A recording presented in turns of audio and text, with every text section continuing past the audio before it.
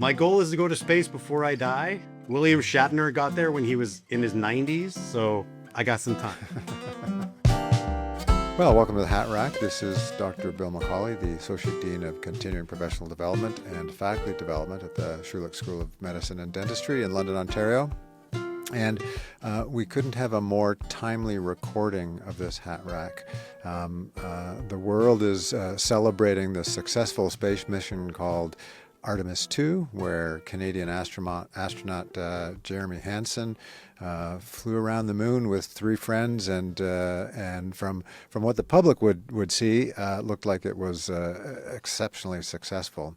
And so, to that end, with me today, I have Dr. Kris Lehnhardt, and welcome to the Hat Rack, Kris. Thank you, Bill. Pleasure to be here.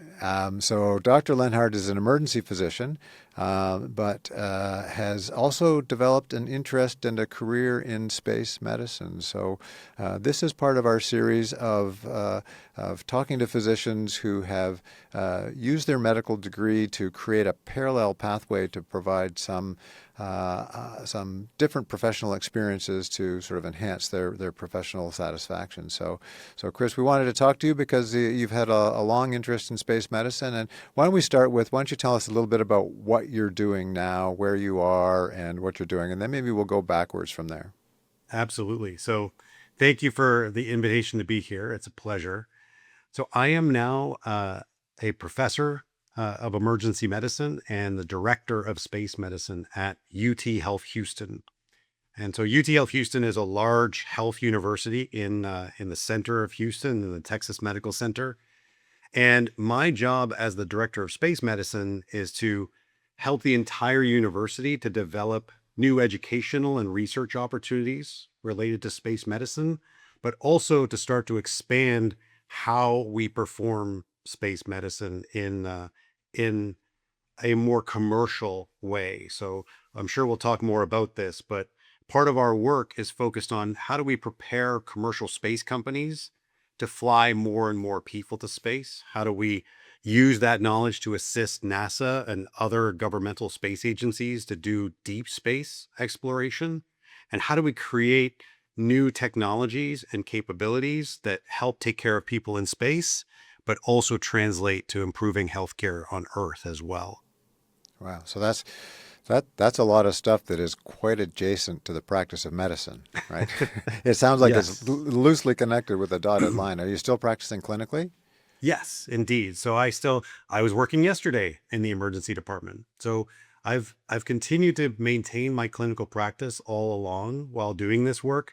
Obviously, not working as many shifts as you would otherwise in the emergency department. So I have a shift reduction, if you will. But I think it's really important for people in the space medicine world to maintain their clinical competency. Because I think that once you stop taking care of normal people, and all you do is take care of astronauts, your view of healthcare and medicine changes. And predominantly for me in particular, I'll tell you more about this later, but when I used to work at NASA designing medical systems for space exploration, I can't think about what the future of medicine is going to look like in space if I'm not currently up to speed on what medicine is doing here on Earth. So I think it's critical that you maintain your clinical work while you're doing these other things. Perfect. So yeah, I do want to get to that. But before we get to the fact that you worked at NASA, let's go back a couple of decades, and sort out a little bit. We won't go back 4 or 5 decades just yet, but let's go back. Let's go back a couple of decades because you and I met. You were a resident in emergency medicine here at Western. Correct. From 2003 to 2008, right? That's a 5-year program. Yep. And now you'll have to remind me. I can't remember when I finished my residency program director's job. Was that did you and I just overlap for maybe a year? Is that right? Yeah, I think it was a couple of years, but yes, you Yeah. transitioned out Right. while I was still a resident. That's Right. correct. Right. So let's tell me a little bit about how you got an interest or what your thoughts were at that time when you entered your residency program. Did you think that you were going to be using your residency program as a way to get into space medicine, or did you have did those thoughts come later?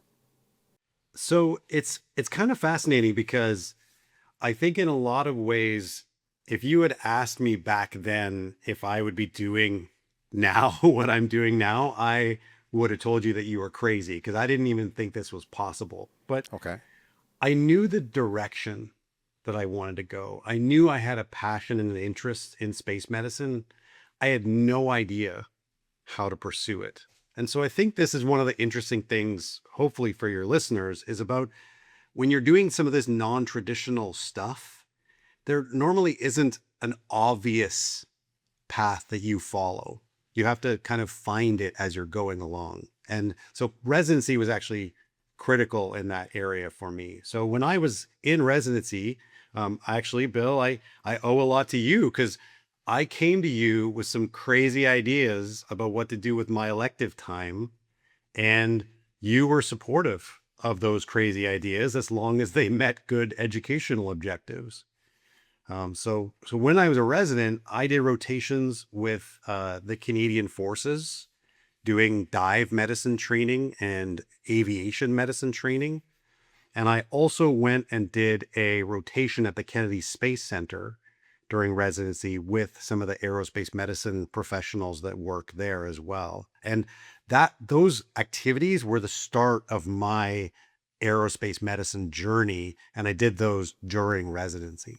But you had an interest in space medicine, or at least maybe in space Mhm. before that, right? Yes. So Yes. so when did I mean every 5-year-old kid wants to be an astronaut, but Exactly. is that your story that you wanted like you Kind when of. you were a kid? Yeah. So, uh, as a kid growing up, I'm dating myself now, but I remember sitting on the floor in front of a giant TV that my grandma had, watching reruns of Star Trek, the original series, with my mom. And Okay. so that was my like science fiction bug. That's when that got planted in my head. But I also have a vivid memory of the first launch of a Canadian astronaut, and that was I was in grade 2 at the time. That was Okay. Mark Garneau on Yeah. a space shuttle, and we all sat around on the floor of our classroom around a TV, and we watched the first Canadian fly into space. And so I think in my brain, that's when I connected the science fiction isn't necessarily fake. Right. It's an indication of what's to come. And so that's when my space bug, I think, was really planted. Well, that's But that. I please, suspect that every kid in that classroom sitting on that floor saw themselves as an astronaut in the future. So what's different about you, like and pursuing this more so than the average 7-year-old? I guess I am just relentless. Okay. I think that for me, the idea of being an astronaut was amazing, and I have always wanted to go to space. I still want to go to space. I've always wanted to be an astronaut, but even along the way, when I was trying to figure out what I wanted to do with my life as a kid, it was one of my guidance counselors in high school who said, look at the profiles of Canadian astronauts. If you think you want to go to space, try and emulate one of their paths. And Smart, smart. one of the Canadian astronauts is a guy named Dave Williams, and Sure. he was an emergency physician. And I Right. was like, there it is. I'll be an emerge doc, and maybe someday I can go to space. So it wasn't complex thinking back in high school, Right. but it was the start along this pathway. Right. Well, that's good guidance from the guidance Yeah. counselor. Yeah, it's great. And so you brought this thought, this passion with you that had been brewing for many years, and then you went to medical school and did all that, and then pursued emergency medicine. Presumably, you had some interest in emergency medicine as well, Indeed. right? But all with the background thought that you might want to do something different. And I think the reason that I was encouraging for you is that I used to sit down with residents early on in their residency and say, let's plan your parallel career, because I've always felt that in medicine, that's something that's really important. And you certainly followed that path. So tell us a little bit about you did your residence here. You did a couple of electives at the Kennedy Space Center, one with the Canadian Forces. And so what happened after you finished your residency? It's very hard to do formal aerospace medicine training in Canada, and I was trying to find my path, if you will, but all of the formal training pathways that existed at the time, they were in the US and they were only for US citizens. So they were never open to me. So what I essentially tried to do was create almost a bespoke training pathway for myself, where I said, what are the requirements for these programs? What are the training areas that they want to focus on? And how do I get those experiences in a different way? Wow. Where it went for me was I started off finding some people in Canada who were involved in the space medicine community and essentially cold emailing them and pestering them until they agreed to be mentors for me. And as I did that, they started helping me to identify experiences and opportunities to gain more knowledge and more experience in the field. And ultimately, one of them suggested that I go to something called the International Space University, Okay. which is an amazing institution that offers these summer programs, which are 2 months, and they are an opportunity to basically live and breathe anything related to space. So it wasn't just space medicine. Okay, that was my Yeah. question. Not just Yeah. space medicine. It's just anything. Not just space medicine. Gotcha. Okay. And in fact, in a lot of ways, I came into that knowing a reasonable amount about space medicine. But what I didn't understand was all of the other domains of the space endeavor, if you will. So I went there and I learned about launch vehicles and orbital mechanics and satellite communications and all this kind of stuff. And that was the first time in my medical career that when I told someone I was interested in space medicine, they didn't look at me a little bit like I was crazy. So were there other physicians that were involved in that program? There were a few there, but it was primarily engineers. Okay. And folks from all over the world. And for me, at least, this was the first time where I could sit around for hours and talk about space stuff with people, and they were just as engaged as I was in that conversation. So it was the first time I sort of found my people, if you will. And that opportunity then somehow led to you finding some formal experiences or training in space medicine. How did that all come about? Exactly. That experience was the first time I realized that I could pursue space medicine as a career, but in order to do that, I was going to have to leave Canada because I had essentially at that point exhausted all of my opportunities. I went back to my mentors and I said, "Tell me what's next." And they basically said, "That's it. We've told you everything that there is." And that's when I made the decision to move to the United States. Okay. All right. And so where did you go in the States? So I started off at George Washington University, and I got a work visa and I got a job there working in their emergency department. And when I interviewed for that job, my department chair at the time, it was a guy named Rob Schesser. He said, what's your parallel pathway? What's your other thing that you like to do? And I sort of just took a chance and I said, space medicine? And he was like, "Wow, we don't do that here." And I said, "Yeah, I hear that a lot." But he then paused and he said, "But we could. Do you have ideas?" And I was like, "I have lots of ideas." So it was the first time that somebody was willing that heard my interest. And other than during residency, when you guys supported me so nicely to go and do this training, this was the first time sort of professionally that someone had said, "I see what you want to do. I understand there's potential in it, and I'm going to give you some leeway to go figure it out." Okay. All right. And so so you took a risk, Mm-hmm. really. You took a bit of a risk. You went to this place and you interviewed you left a whole bunch of stuff behind in Canada, and you decided to take this risk. And how did this department chair then facilitate some programming, or what happened then? He gave me the freedom to try some things and then basically let me fail if it didn't work.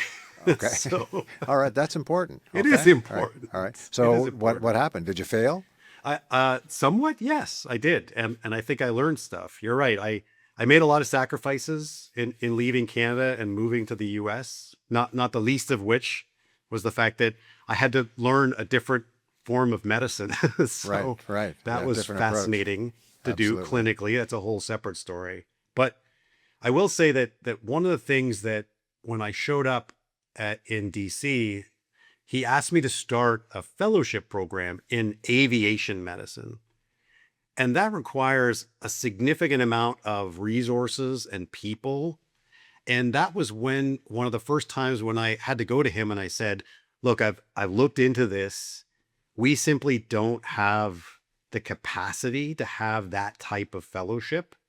But I decided that instead of just telling him that we couldn't do it, I decided to pitch him on something different but adjacent. Okay, so it was his thought that aviation medicine was a little safer. I Um, think so. And I yeah, think that he also recognized that there may be opportunities to align that with not only domestic, but international military programs and train physicians in aviation medicine.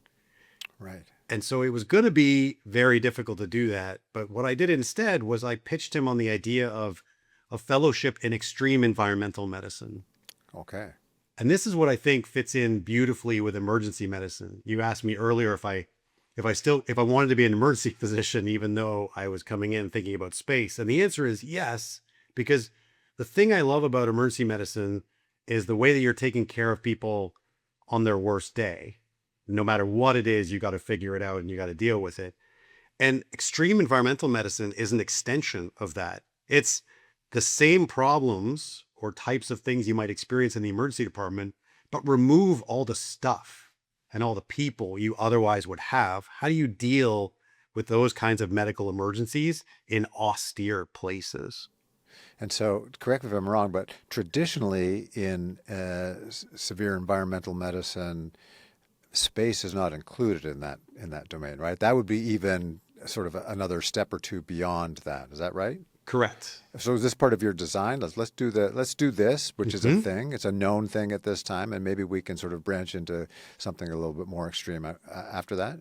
I actually pulled space into it from the beginning. Oh, good, And good I for you. used space as the extreme use case, if you will, for austere environments.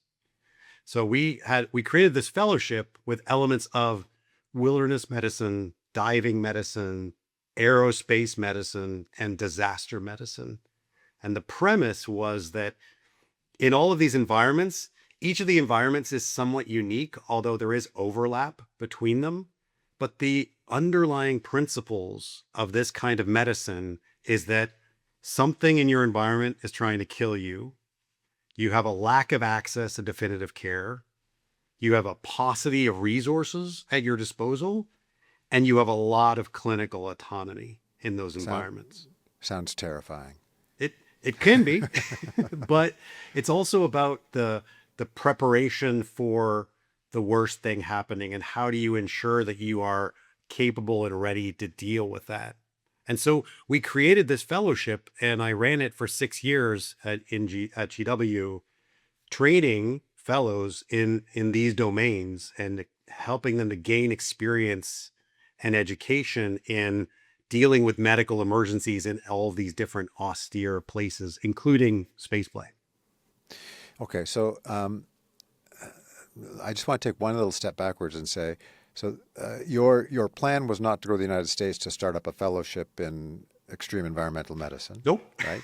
But you did have a plan. You had a target. You had a goal. What Yep. was that target or goal? Why did you go to the States? What were you hoping to become? That is, I think, probably the most one of the most interesting questions because I would honestly say to you that I did not have a specific destination in mind.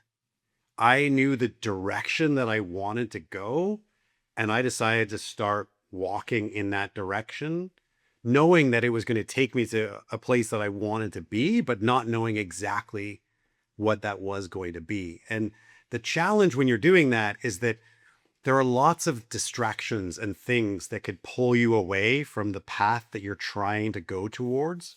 And my ultimate career was to have uh, involvement in and participation in space medicine, and then maybe, just maybe, get to be an astronaut as well. But the goal was never necessarily to just try and be an astronaut, because that is very, very difficult to achieve. But I knew that if I was doing stuff that I liked and I was passionate about, and I was generally always moving in the direction that I wanted to go, I was going to come across great destinations and places to be, but I couldn't define them for you from the beginning. I think that's fantastic. It's like getting on a fast moving river in a canoe, not knowing where the river is Yep. going, but knowing that you just love being out there. Yep. Love that. Okay, so what happened then with the fellowship? You said to me, and I sort of asked the question if you had failed at it, and you said that you'd failed, but so far what you're talking about sounds like a pretty successful thing. You were there for 6 years. It was, and I think in my mind the failure was that my boss was asking me to do something, and I told him no. Oh, I see. Okay. All And there right. was a chance You that failed. he wasn't going to let me go and do this other fellowship idea. Gotcha. Okay. But So where did the river take you from there? yeah, so I think that was the start of my academic career, if you will, in space medicine. And I realized that one of the key things I was going to have to do to really have a place in the field was to find the other people doing space medicine and start becoming part of the community. So I joined the Aerospace Medical Association, which was the only organization that sort of existed in that domain at the time. And I started going to conferences and doing presentations there about our fellowship and our training. I started to have medical students and residents at GW who would find me, who were interested in space medicine, and we would develop small research projects that they could do in space medicine, and then we would go and present these at these conferences. And it was through that network and that community of people that I met that I started to kind of bridge or branch out, if you will, into how do I get involved in this activity beyond just my university. And that was the first time that I think I started to realize that through this larger community, there were other opportunities, not only for me to gain more knowledge and experience, but also for me to then contribute in a meaningful way to the endeavor as a whole. Okay. And so where did that lead to? That led me to meet a bunch of people who worked at NASA, and they worked for a group called the Human Research Program, and more specifically for an organization called Exploration Medical Capability. And it was through those folks at one of these asthma meetings, in fact, where they sat me down at dinner one night and said, "We think you should come work for NASA. There's a job opportunity opening up soon, and we want you to apply for it. We think you would be an excellent candidate." Did you fall off your chair? Yeah, I thought it was crazy. I couldn't believe it. But they then showed me the job posting, and they did not create it for me. But if you took my CV and you mapped it to the job posting, it would look like I had done everything to try and get this job. But the problem was, before they came to me, I didn't know this job even existed. So it seemed like we were a really good fit. I applied for the job. I got the job. And then I moved from DC to Houston and I started working for NASA. But again, if you had said, "Oh, this was clearly your destination from the beginning, look at how well your CV maps to this job posting," I would have said, "I would love to tell you that this was all some master plan and take credit for that." It was not. Well, I think that we've interviewed some other docs in this series, and I would say that no one ended up where they thought they were going to be. And I think that your willingness to accept that ambiguity of not of direction but of destination. And I think you also have to give yourself some credit for creating those opportunities by going to those conferences and by interacting with people and meeting people and sharing with all the things that you had learned along the way. It was really a sort of a self-directed process by the sounds of things. So there you are, Kris Lehnhardt, working at NASA. Yeah, it was a wonderful experience, and I worked at NASA on a specific contract. mechanism that basically I was only allowed to work there for maximum the time that I was there for 7 years. And what that did for me was actually really interesting because I knew that I had a clock, if you will. And by this point, I had become a dual citizen. So that also enabled me to work for NASA. But while doing my NASA work under this contract agreement, I also had the ability to maintain my clinical practice. So 4 days a week, I did NASA work. 1 day a week, I was in the emergency department taking care of patients. And that balance, I think, was essential, not only for my own personal well-being and my family, but the ability to do one thing and then switch off on that thing and go and do something else was really good for my brain. So every once in a while, folks would try to send me notes on Fridays when I was working in the emergency department at the time, and I'd be like, "No, I know. I'm taking care of people. I can't talk to you today." Right. Well, and the other thing is that, it's a bit of a safety net for yourself, right? There's always emergency medicine. There'll always be, there's never going to be no jobs available in emergency medicine, right? So if this somewhat risky adventure that you're going on were not to pan out, there's always emergency medicine, right? So that's good thinking. Okay, so you're there for 7 years. Mm-hmm. And that was a contract. That's what it was, a defined length of time. Correct. And you know that job was going away after that time. Yeah, right. I did. So how did you then sort of plan for the next stage of your life? It was an interesting challenge because a lot of folks who are at NASA are there for life, essentially, in many cases. And so I was a bit of an outlier in that respect. And I knew that my end date was coming and I had to figure out what I was going to do next. And I started looking at commercial space companies that were hiring physicians and starting to pursue some of those opportunities.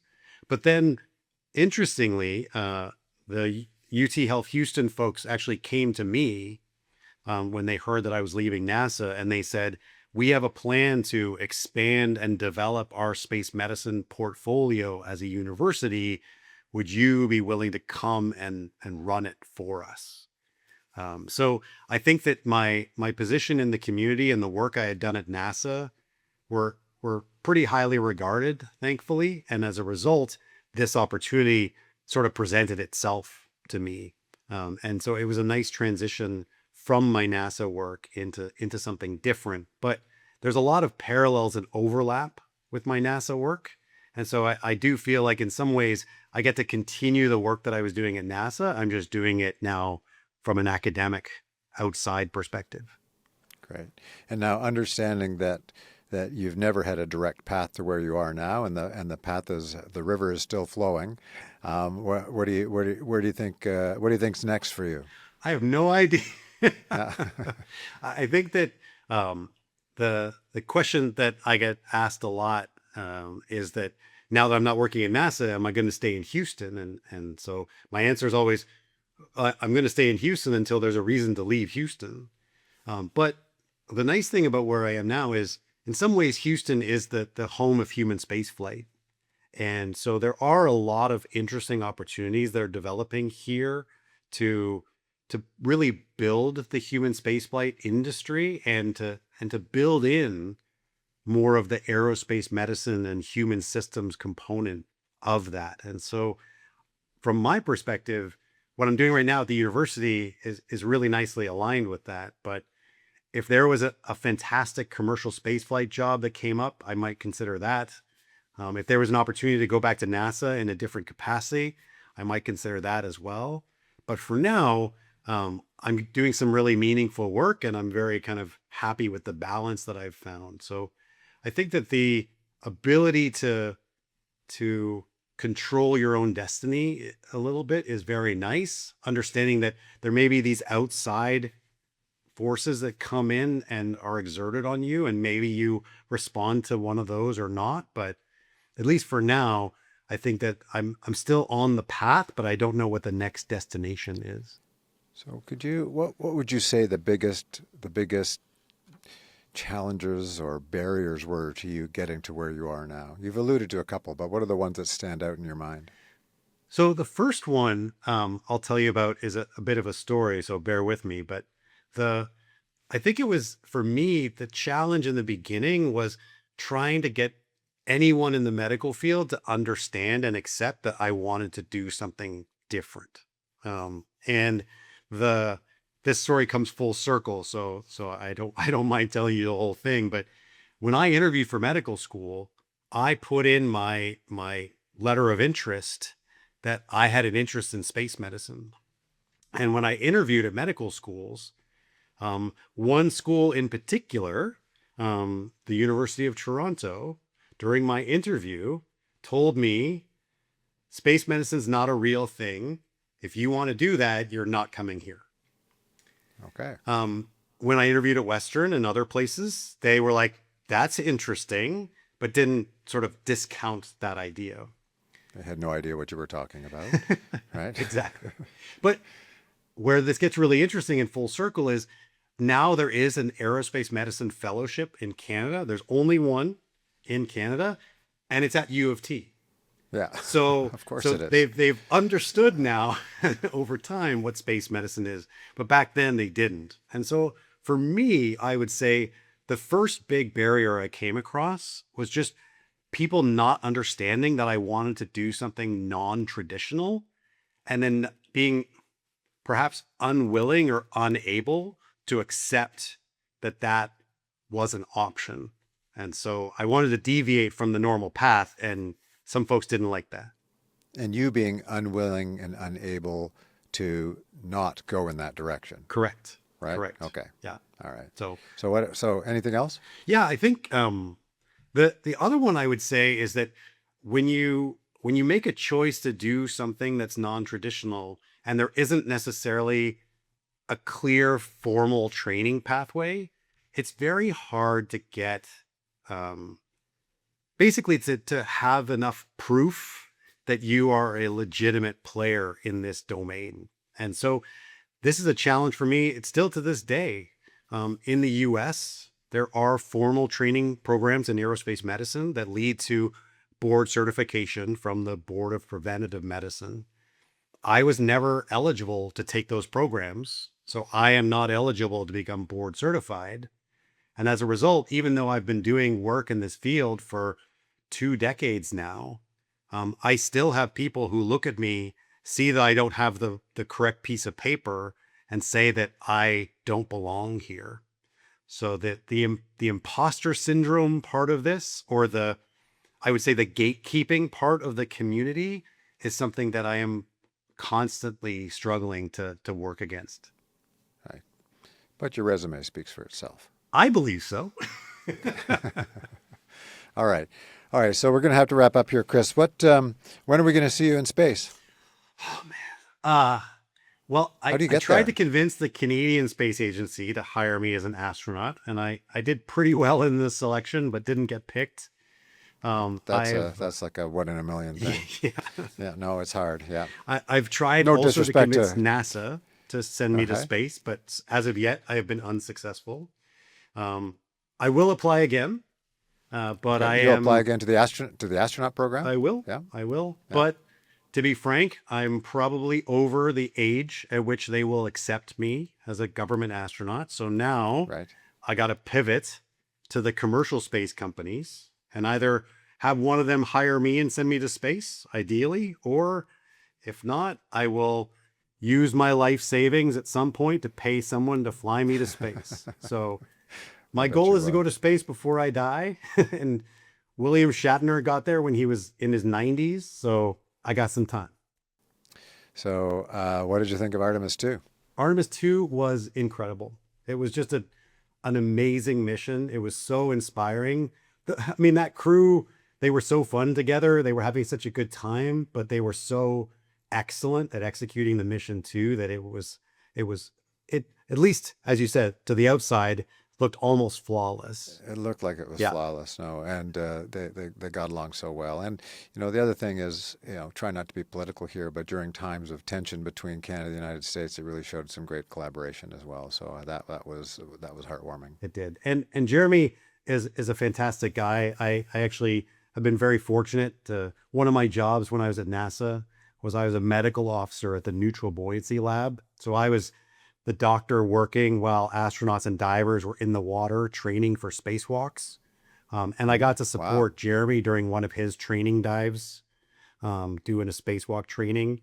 And it was a very cool sort of full circle moment for a Canadian kid who never thought he'd be at NASA to be the guy standing on the edge of the pool watching the other Canadian in the spacesuit go down into the water to do his training, and to be there to take care of him in case there was a medical event. So it was a great opportunity. He's an amazingly nice guy, and super happy that he got this amazing flight opportunity. Well, I'm happy that you got that opportunity. I'm sure more opportunities will come. I want to thank you for joining us, Kris. It's an inspirational story, to be honest. Someone who sort of knows what they want, knows the direction they want to go in, but there's no path or no clear guidance. And you created your own direction. You created your own opportunities, and it got you to where you are now. And I have no doubt that that same attitude and approach on your behalf will continue to allow you to be successful in getting into zero gravity for real. Thank you, Bill. I appreciate that, and thank you again for your support many years ago. Nice to see you again. You too. Take care. Well, once again, an inspirational story from a physician who has decided to take continuing professional development in a completely different direction. He developed an interest in space medicine that he had since a very early age, from grade 2, when he saw a Canadian astronaut going into space and knew that he wanted to do that, met multiple barriers, but was able to overcome those barriers to create opportunities for himself, network with people to get him into the right place at the right time, without ever really knowing that that was going to happen. And he's still just mid-career with many years to go. We wish him all very well. Thanks for listening, everyone.